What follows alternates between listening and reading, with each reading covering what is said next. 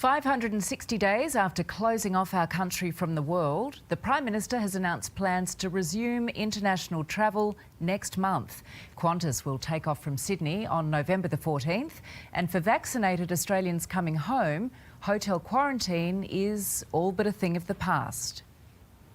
Bags packed and ready to go, soon you could be too. It's time to give Australians their lives back. The Prime Minister quarantining at the Lodge, unveiling his latest plan to allow Australians to fly out and more to fly home. It's been really tough. Nathan Booth hasn't seen his parents in Brisbane for 3 years. He's been told his father does not have long to live. I would definitely like to see my parents again. It would mean a lot. And a homecoming might not be too far away. And Australia will be ready for takeoff very soon. Under the plan, once 80% of the state's population is vaccinated, Australians from there who have been double dosed could leave the country. There won't be travel bubbles or traffic light systems, and for those returning, the double jab could allow quarantine at home or even an Airbnb for 7 days rather than in a hotel for 14.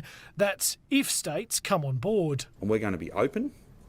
Not just for business, we're going to be open to the world. Sydney appears set to do that first, New South Wales leading the race to 80%. Victoria's past 50%, so too South Australia. Queensland and Western Australia are back in the field and setting more conditions on resuming international travel. We need to make sure we get the people vaccinated and the hospitals prepared. The question is, well, how can you go to Bali or Fiji, but you can't go to Queensland? Airlines are opening the hangars. The Flying Kangaroo set for departure on November 14 to London and Los Angeles. The tourism industry, largely grounded, will have to wait a little longer.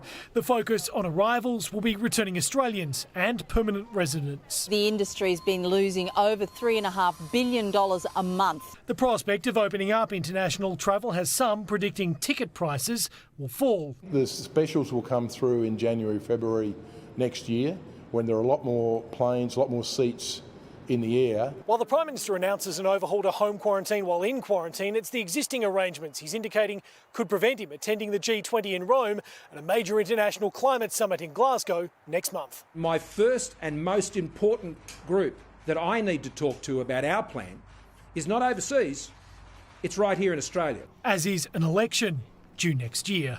Jonathan Kersley, 9.